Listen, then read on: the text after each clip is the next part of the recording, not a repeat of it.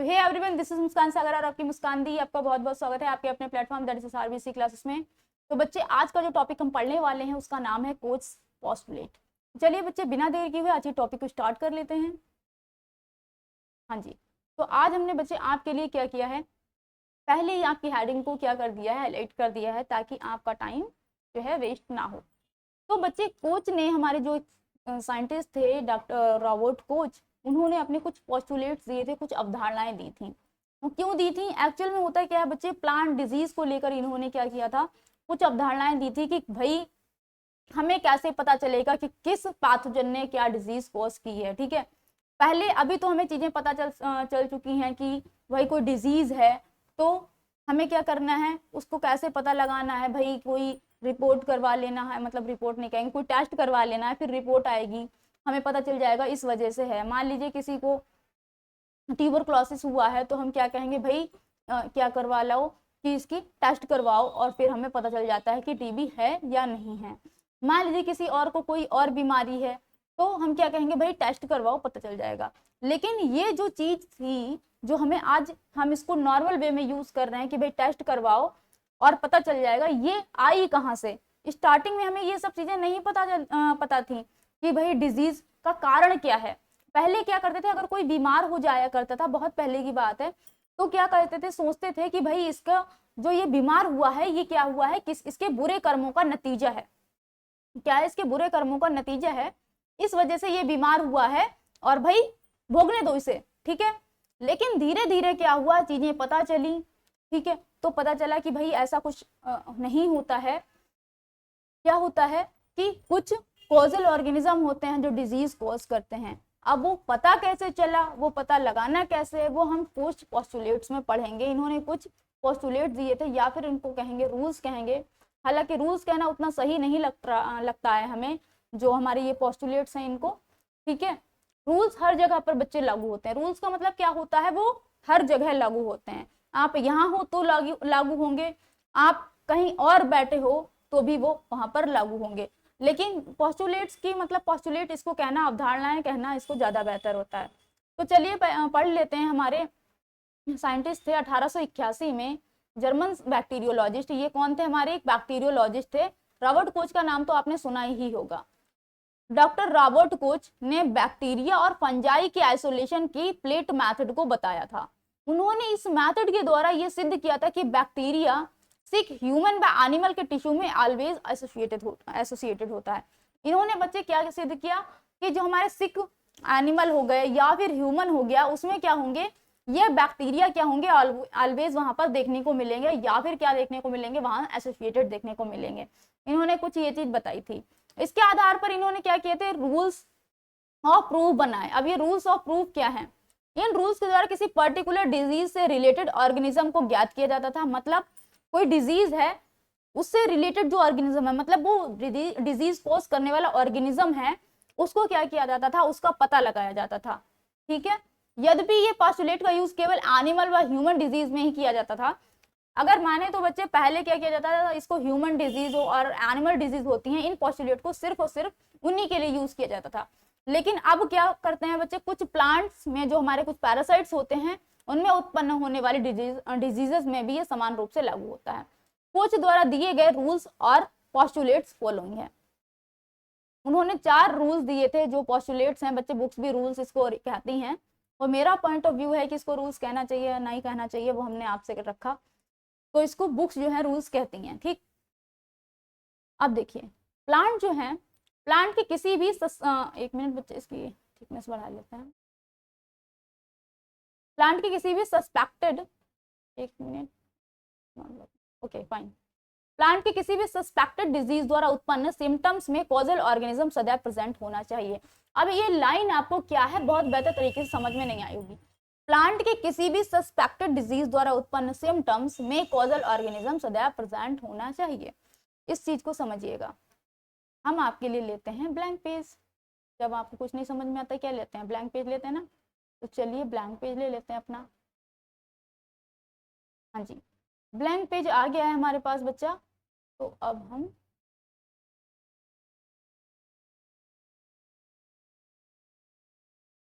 पहले बच्चे हम बना लेते हैं कुछ प्लांट्स।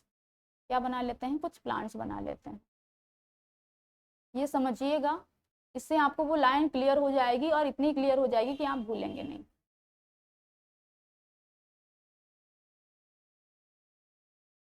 ये हमारे पास 4 क्या हो गए, फ्लावर्स हो गए। अब इनको हम प्लांट में कन्वर्ट कर देते हैं।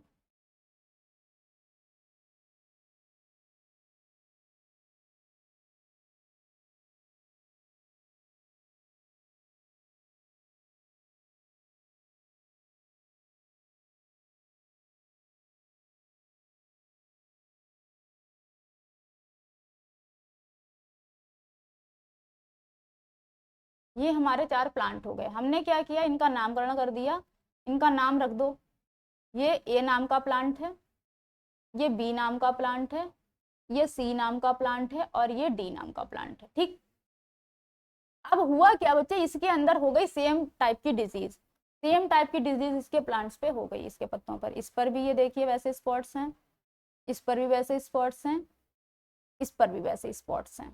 ठीक, इनमें क्या हो गई, डिजीज हो गई। ठीक, अब इस पर नहीं हुई है, इस पर नहीं हुई है तो हमने इस पे स्पॉट्स नहीं बनाया, तो हम यहाँ पर लिख देते हैं सही तरीके से आपके लिए, ये डिजीज्ड प्लांट है, डिजीज्ड, ये डिजीज्ड प्लांट है, ये डिजीज्ड प्लांट है। और ये क्या है बच्चे, नॉर्मल प्लांट है। कैसा है ये, बिल्कुल नॉर्मल, भाई भला चंगा हेल्दी प्लांट है।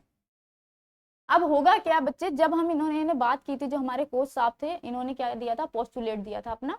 तो उन्होंने हम जो पहला पोस्टुलेट यही कहा था कि जितने भी ऑर्गेनिज्म हैं, अगर इसमें सेम टाइप की डिजीज हुई है इन सभी में, मान लीजिए इसमें जो डिजीज हुई थी वो डिजीज कैसी हुई थी, वो एक स्पेशल टाइप की डिजीज थी, उसका नाम था एक्स। मतलब हम कोई नाम नहीं ले रहे हैं यहाँ पर, एक स्पेशल डिजीज का बता दे रहे हैं, एक्स नाम की डिजीज हुई थी यहाँ पर इन तीनों को। तब जब एक्स नाम की डिजीज हुई थी तो हमने क्या किया बच्चे, थोड़ी सी इन्वेस्टिगेशन स्टार्ट करी और देखा कि भाई इस प्लांट के अंदर भी क्या है, सेम कॉजल ऑर्गेनिज्म है, इस प्लांट के अंदर भी वही सेम कॉजल ऑर्गेनिज्म है, इस प्लांट के अंदर भी सेम कॉजल ऑर्गेनिज्म है।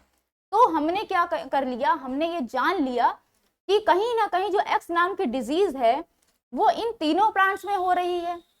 इन तीनों प्लांट्स में वो क्या पाया जा रहा है, एक कॉजल ऑर्गेनिज्म पाया जा रहा है, एक कॉजल ऑर्गेनिज्म पाया जा रहा है, मान लीजिए जेड नाम का।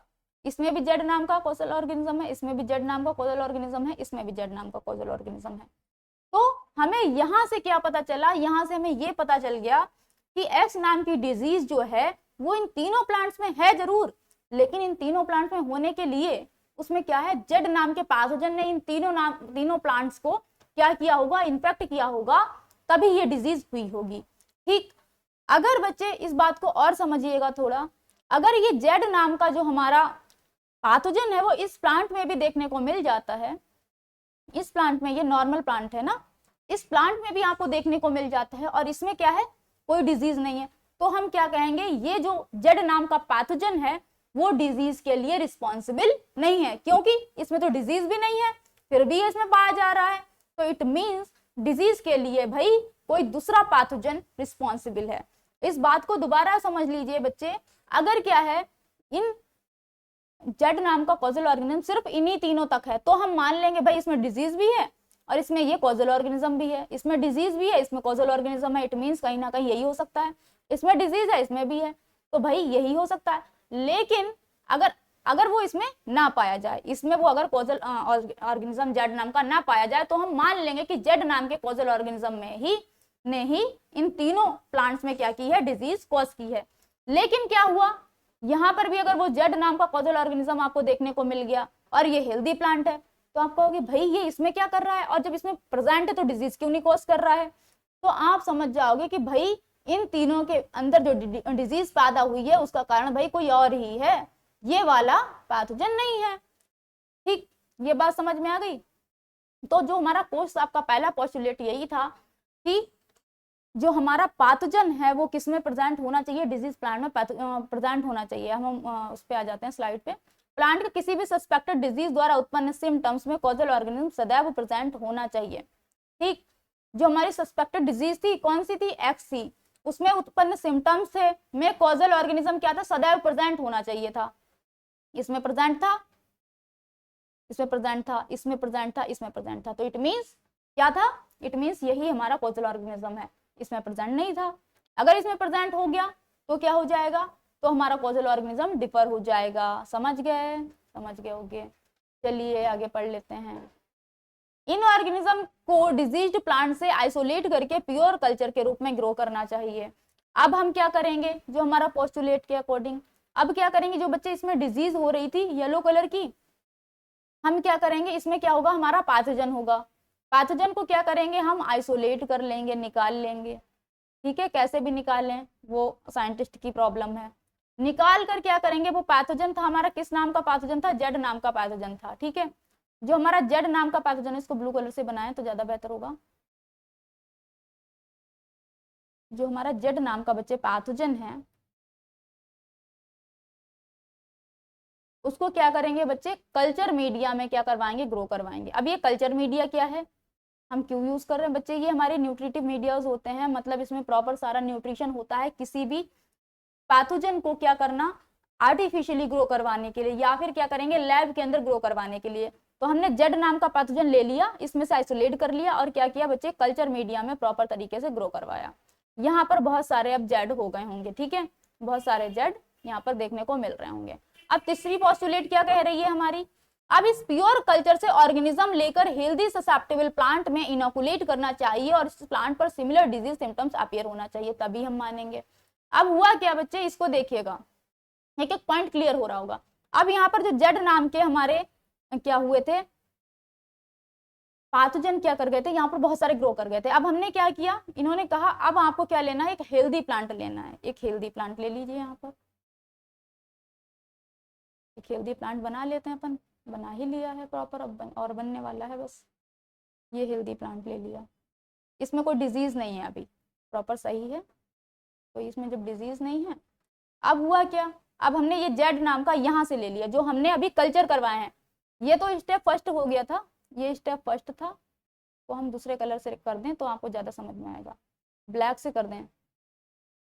ये स्टेप नंबर 1 था, यहाँ पर क्या किया हमने, दूसरे नंबर पर क्या करवाया, इसको कल्चर मीडिया पे ग्रो करवाया। अब तीसरे नंबर पे क्या कर रहे हैं बच्चे, हम तीसरे नंबर पे हम करने वाले हैं, यहाँ से जो जेड नाम का जो पैथोजन था उसको कल्चर करवाया था, अब उसको हम क्या करेंगे, यहाँ से इस पर उसका क्या करवाएंगे, इनोकुलेट करवाएंगे उसको, यहाँ पर उसका इनोकुलेशन करवा देंगे, मतलब यहाँ पर हम उसकी डिजीज को इनिशिएट करवा रहे हैं। जेड नाम का हमने पैथोजन यहाँ पर डाल दिया, तो भाई कहीं पैथोजन आता है तो वो क्या करेगा, डिजीज कॉज करेगा। डिजीज अगर कॉज होने पर बच्चे सेम टाइम के सिम्टम्स दिख रहे हैं, जो हमारे इन प्लांट्स में दिख रहे थे, पहले वाले प्लांट में दिख रहे थे, क्या वो वही सिम्टम्स दिख रहे हैं, तो हम क्या मानेंगे कि भाई ये वही ऑर्गेनिज्म है। ठीक, अब इसके बाद क्या होगा, ठीक, अब इसके बाद इन्होंने और एक पोस्टुलेट दिया था, वो क्या, अब इनोकुलेटेड प्लांट से ऑर्गेनिज्म को रीआइसोलेट करके इसकी तुलना पहले वाले प्योर कल्चर से करनी चाहिए। अब इन्होंने फिर कुछ बता दिया भाई, अब क्या था, अब इन्होंने कहा फिर यहाँ से ये आइसोलेट करो। ये फोर्थ वाले में इन्होंने फोर्थ अपने पोस्टुलेट में क्या बताया, फोर्थ पोस्टुलेट में इन्होंने ये बताया कि भाई इसको क्या करो, यहाँ से आइसोलेट करो, आइसोलेट करके इसका जो हमारी पहली वाली कल्चर मीडिया थी उससे क्या कर दो, कंपैरिजन करो, भाई क्या ये सेम है।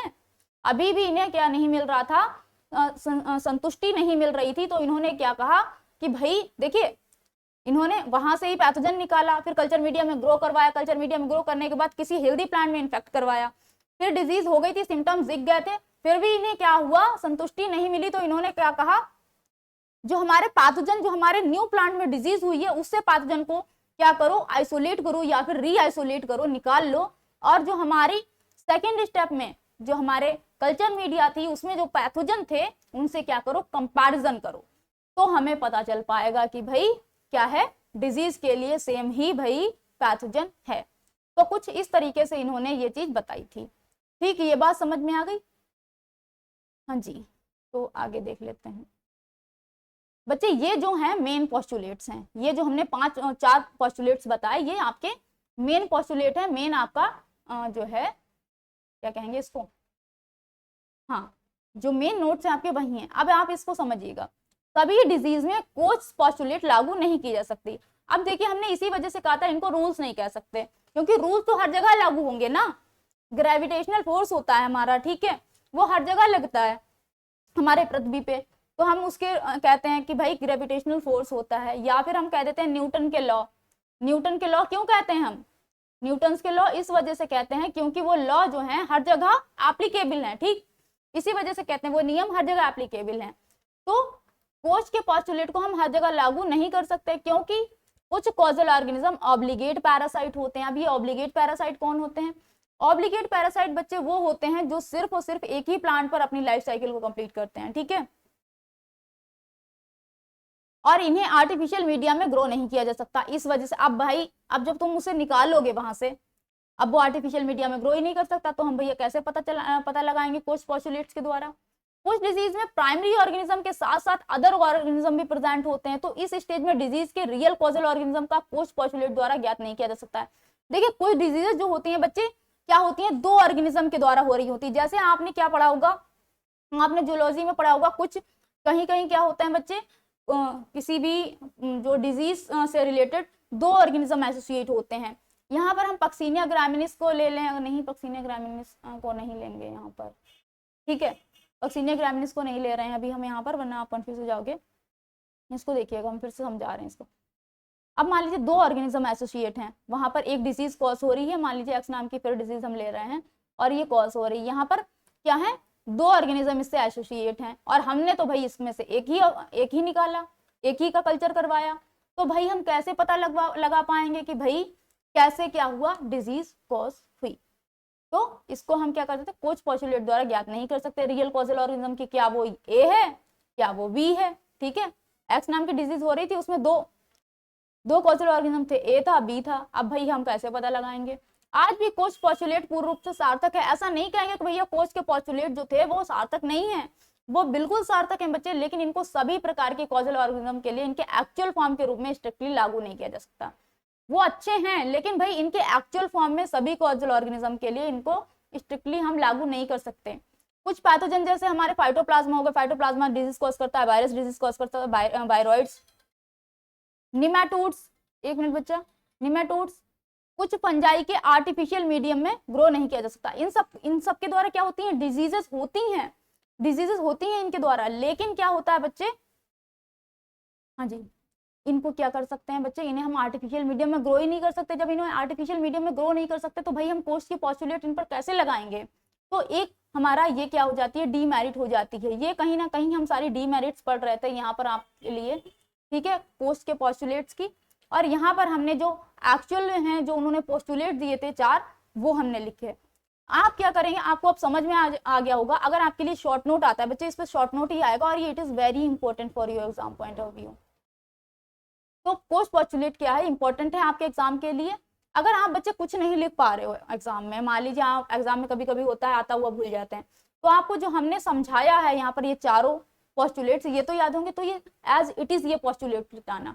अगर आपको बिल्कुल आपका दिमाग सही है उस समय, आपका प्रेजेंस ऑफ माइंड उस एग्जाम हॉल में सही है, तो आप क्या करेंगे, यहाँ से इसको यहाँ तक लिख देंगे, और आपके पास टाइम है, ठीक, इतना लिख देंगे।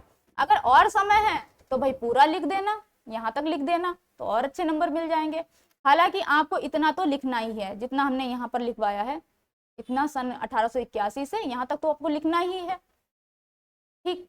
और अगर कतई समय नहीं है, बिल्कुल 4-5 मिनट बचे हुए हैं, तो भाई सीधे कोच द्वारा दिए गए रूल्स और पॉस्टुलेट्स फॉलोइंग है, जितना लिखा और इतने लिखा, बस काम हो गया, ठीक। यहाँ पर एक बच्चे डायग्राम दिखाया गया है, ये डायग्राम को आप जो है हमने यहाँ पर लगवाया था। इस डायग्राम को आप कंसीडर मत कीजिए, बिकॉज हमने कौन सा बना दिया है, हमने प्लांट वाला बना दिया। ये हमारे एनिमल्स के लिए दिया गया था, एनिमल्स के लिए समझाया गया है, हमने आपके लिए प्लांट वाला बना दिया है, तो कोई दिक्कत वाली बात होगी नहीं, तो इसकी हमें जरूरत ही नहीं पड़ी समझाने की आपके लिए इस वाले डायग्राम से। तो बच्चे आज की क्लास को यहीं तक रखते हैं, अगर कुछ ना समझ में आया हो तो बच्चे आप पूछ सकते हो। थैंक यू, कीप लर्निंग बच्चा। और जहाँ जहाँ पर इंपॉर्टेंट लिखे हुए हैं वो सारे एकदम कंठस्थ करने हैं, आपको नंबर अच्छे लाने हैं, और हमें कुछ नहीं पता है। कीप लर्निंग बच्चा। Thank you and bye bye.